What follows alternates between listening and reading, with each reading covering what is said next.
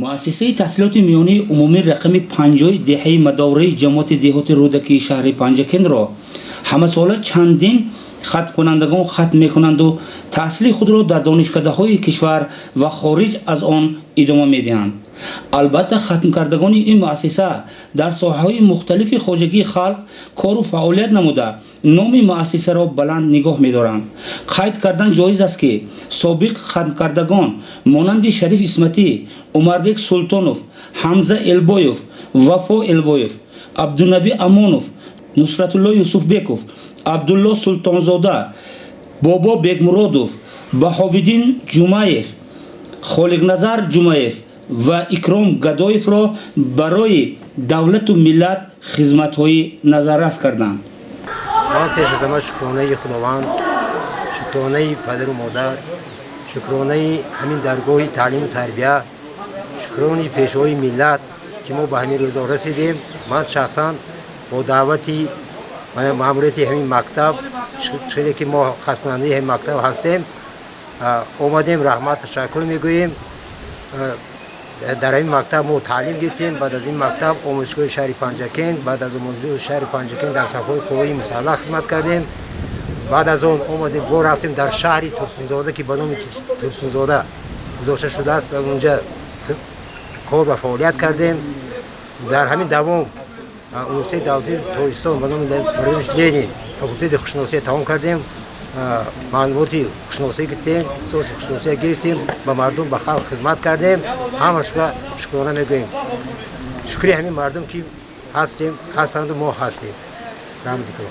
سروری مؤسسه فرحت اسمتی قید کرد که افتخار از آن داریم که مؤسسه نام قهرمان ملت استاد میرزا توسنزاده را دارد. استاد میرزا توسنزاده دویمین می سال 1971 به دهه یکخانه مدوره و ارتوش تشریف آوردند و جشن 60 سالگیشان را در دهه یکخانه مدوره و ارتوش جشن گرفتند و نواری مستند را در دهه یکخانه و مدوره در محله روی آب به جشن گرفتند. زیاده از 60 نفر مهمانان در اونجا حضور داشتند و از شاعران و نویسندگان زیادی در اونجا بودند، از جمله رحیم جلیل، مرسید مرشکر در این جشن حضور داشتند. باعث افتخار است که مؤسسه تحصیلات میانی رقم 50 دهه یکخانه و مدوره به نام قهرمان تاجیکستان میرزا توسنزاده است. همه ساله در مؤسسه تحصیلات میانه عمومی نمره 50 بخشیده به زادروز شاعر خلقی تاجیکستان، قهرمان تاجیکستان، ارباب سیاسی و ادبی میرزا توسنزاده همه ساله چاره‌بینی های بخشیده به سالگرد زادروزشان برگزار می شود. همه ساله از ایجادات میرزا توسنزاده داستان ها، شعر و غزل ها از طرف خوانندگان اجرا می گردد. تمام آثار و افکار میرزا توسنزاده که در راه دوستی و صلح و ثبات هست برای خوانندگان غذای معنوی می بخشد. چنانه که خود استاد فرمودند آدمان از دوستی یابند بخت، دشمنی آرد به مردم روزی سخت. قلعه از یک پای دیوار نیست، باغ هم از یک بنی پربار نیست. روی عالم دیدن آدم دیدن است، نیک و بد را در جهان سنجیدن است. چون وصاف صلح و دوستی در همچون رئیسی یکدلی خلقهای آسیا و افریقا در بسیار کشورهای دنیا سفر کردند، دنیا دیدند و همین تحکیم غایه‌های دوستی و صلح و ثبات در اقصای عالم ترغیب کردند. همچون وصاف صلح و دوستی شناخته می شوند و خود میرزا توسنزاده خدمت‌های بزرگ برای رواج ادبیات معاصر ما کردند که مثل که ادبیات کلاسیکی را با ادبیات معاصر یک پیوند زدند و در تحکیم و تشویق غایه‌های انسان دوستی همچون یک شاعر ملی خدمت‌های ماندگار کردند. میرزا توسنزاده یکی از بزرگترین فرزندان ملت تاجیک و از ستونهای استوار ادبیات معاصر تاجیک محسوب می‌یابد. او سال 1911 در دهه قراتاق ناحیه حصار به دنیا آمده با آثار پرمضمون و روشن خود در طول حیات خود به ملت و ادبیات خدمت‌های بی‌نظیر کرده است. شعرهای میرزا توسنزاده در موضوعهای محبت، وطن، دوستی و برادری، صلح و انسان دوستی تالیف شده است. اثرهای او به مثل سرود وطن، من با تو مادرم، آدم باش، زنان تاجیکستان و دیگرها امروز هم در قلب مردم جای دارد. هر سال بخشیده به زادروز او و گرامیداشت آثارش در سراسر کشور آزمون چهاربینی ها برگزار می شود. ترسونزاده خانی این نه تنها قرائت شعرهای میرزا ترسونزاده است، بلکه یک مکتب تربیوی و معنوی است که باعث بالا بردن ذوق زیبایی پرستی و وطن دوستی در نسل جوان می باشد. این اقدام بخشیده به گرامی داشت خاطره قهرمان تاجیکستان، شاعر خلقی اتحاد شوروی و رئیس اتفاق نویسندگان تاجیکستان میرزا ترسونزاده راه اندازی شده. هدف از آن تربیت ذهنی نسل نو است، احیای ذوق کتابخوانی و شناس نمودن جوانان با آثار ارزشمند این ابرمرد می باشد. امروز ما احتیاج داریم که نسل نو را در روحیه وطن دوستی و اخلاق بلند تربیت نماییم. ترسونزاده خانه نه تنها یک چهاربینی فرهنگی است، بلکه یک مکتب است برای درک ارزش‌های ملی. در برابر شعرخوانی اینچنین صحنه‌های خرد از روزگار میرزا ترسونزاده و نمایش کتاب‌های او با عکس‌ها و اقتباس‌های پرمعنا نمایش داده شدند. بعضی از خوانندگان شعرها را با زبان‌های روسی و انگلیسی نیز قرائت کردند که گواهی گسترش نفوذ آثار او در سطح بین المللی می باشد. جورزاده ماهروخ یکی از معلم‌های جوان و با لیاقت مؤسسه تحصیلات میانه عمومی رقم 50 بخشیده به زادروز استاد ترسونزاده یک همایش آماده نموده است که سرشار از ایجادیات استاد است. از بس که مؤسسه ما به نام قهرمان تاجیکستان استاد میرزا ترسونزاده می باشد، ما مأموریت مؤسسه تصمیم گرفتیم که روز زادروز استاد میرزا ترسونزاده را جشن گیریم. خوشبختانه امروز فرا رسید و ما زادروز استاد میرزا ترسونزاده را که 114 سالگی آن را فرا رسیده است جشن گرفتیم و با خوانندگان با استعداد. باعث افتخار است که مؤسسه ما به نام میرزا ترسونزاده می باشد. تا توان دوستان را گم مکن، دوستان مهربان را گم مکن، دوست آید سخت در آغوش گیر، رسم خوبی تاجیکان را گم مکن. همه شما را به محفل ادبی بخشیده به 114مین سالگرد زادروز شاعر خلقی تاجیکستان، قهرمان تاجیکستان میرزا ترسونزاده خیر مقدم می‌گویم.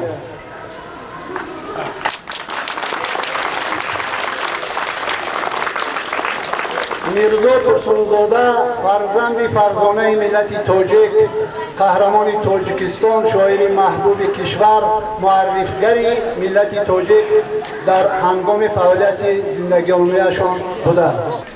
در ایام اتحاد شوروی استاد میرزا ترسونزاده همچون وصاف صلح از طرف حکومت شوروی نیز قدردانی کرده شده. ستاره بود در زمین. قهرمان تاجیکستان استاد زنده‌یاد میرزا ترسونزاده یکی از رخشان‌ترین و محبوب‌ترین چهره‌های فرهنگی و ابدی خلق تاجیک است که در تاریخ تاجیکستان و تاجیکان نقش ناصرتوده از خود یادگار گذاشت.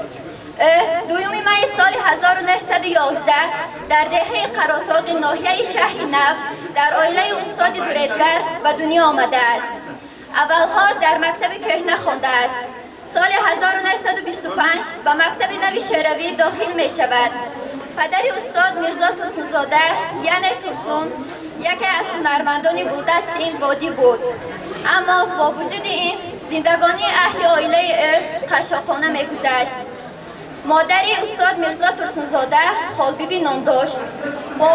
با وجود زندگانی قشاقانه آنها او می‌خواست که پسرش میرزا ترسونزاده را صاحب خط و سواد گرداند. میرزای خردسال چند در نزد ملاده‌ها تحصیل کرد. بعد غلبه انقلاب اکتبر کبیر برای مردم کمبغل در بخت و سعادت و علم و معرفت باز گذاشت. سال 1925-1926 در اینترنت دوشنبه تحصیل میکند. در نگذشته در قراتاق مکتب نوی شوروی تشکیل می‌یابد و استاد میرزا ترسونزاده از جمله اولین طلبگان آنجا می‌گردد. سالهای 1926 1927 در اینترنت دوشنبه تحصیل میکند. میرزا ترسونزاده سالهای 1927 1930 در سال 1930 در شهر تاشکند خوانده به صاحب معلومات پوره می شود. میرزا ترسونزاده شاعر وطن پرور می باشد. بنابراین همه شعر و سرودهای او بخشیده به وطن و مردم آن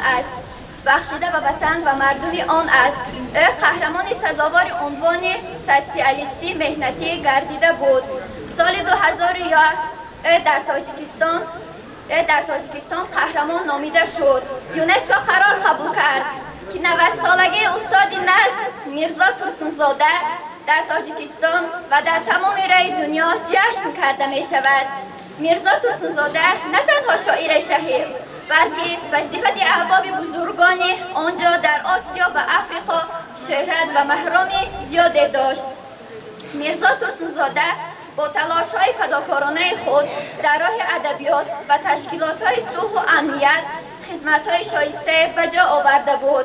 میرزا ترسونزاده سال 1935 جزء نویسندگان تاجیکستان تشکیل یافت. میرزا ترسونزاده یکی از مشهورترین شاعران تاجیکستان نام داشت. سال 1977 در شهر دوشنبه وفات کرده است. یاری من را بین چقدر زیبا شده است، بود زیبا باز هم زیبا شده است. یک نظر کن ری بین و می بین، گشت کن معنی گفتگوی بین. شیری ترسونزاده بود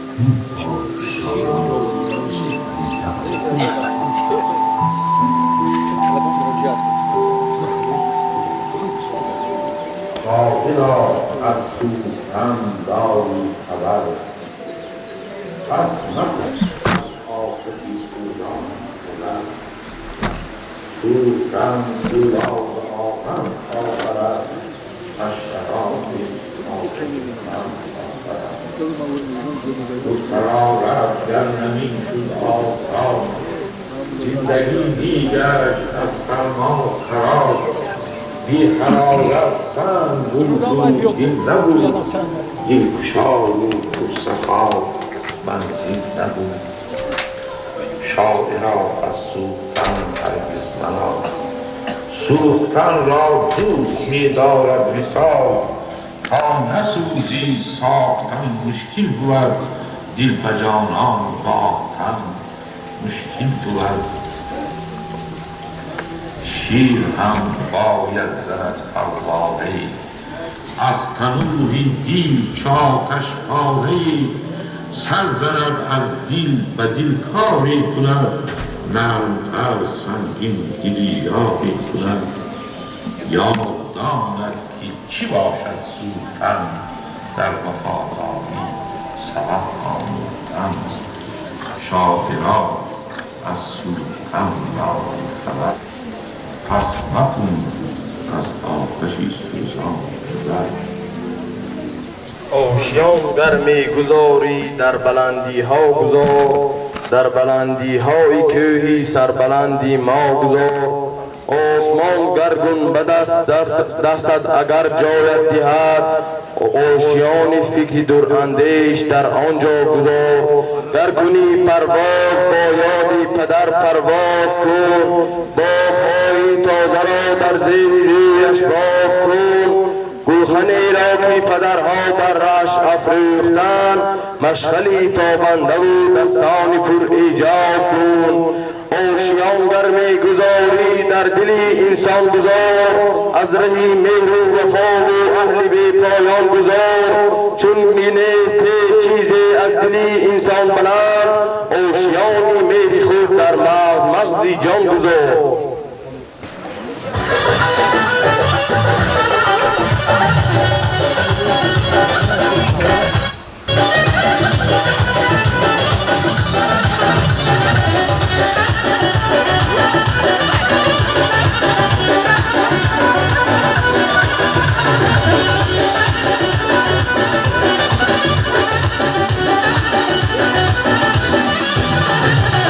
دیدم جوان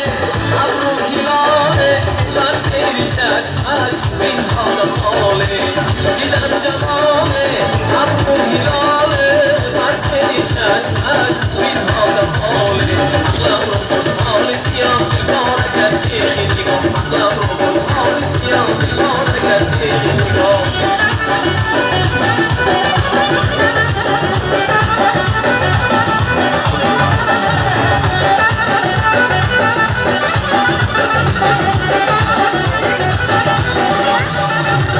در جستجویش مایم به کویش چون بلبلیستان هستم به بویش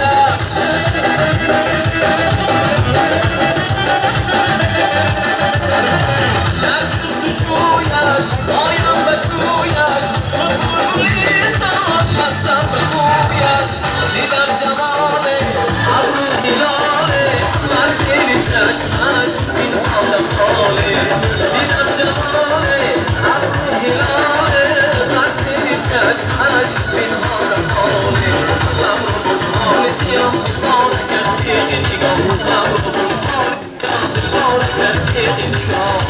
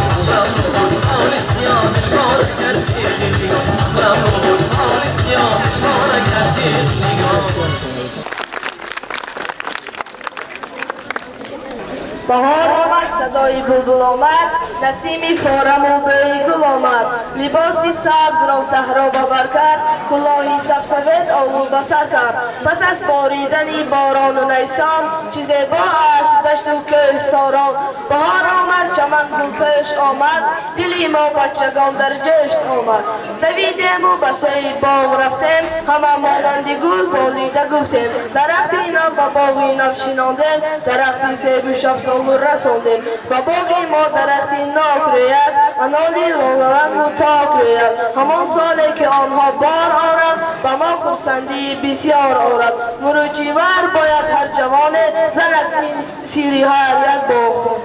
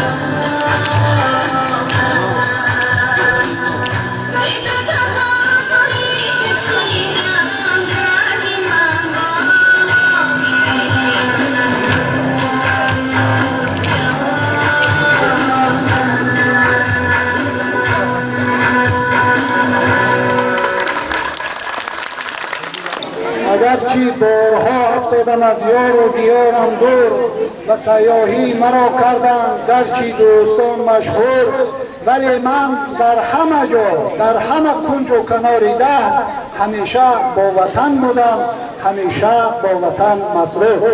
خدمت‌های ماندگار قهرمان تاجیکستان، شاعر شهیر ملت تاجیک استاد میرزا ترسونزاده در دل و دیده های ما تا ابد، تا دمی که ملت تاجیک هست جاویدان باقی خواهد ماند. زنده و جاوید ماند هر کی نتونان زیست که از اخیرش ذکر خیر زنده کند نام را. با همین محفل ادبی بخشیده به 114مین سالگرد زادروزی شاعری خلقی تاجیکستان، قهرمان تاجیکستان استاد میرزا ترسونزاده حسنی انجام پذیرفت. به دقت همه اشتراکداران و همه آنهایی که فعالانه برآمد کردند تشکر و رحمت اعلام نمودند. به دقتتان رحمت یک جهان تشکر.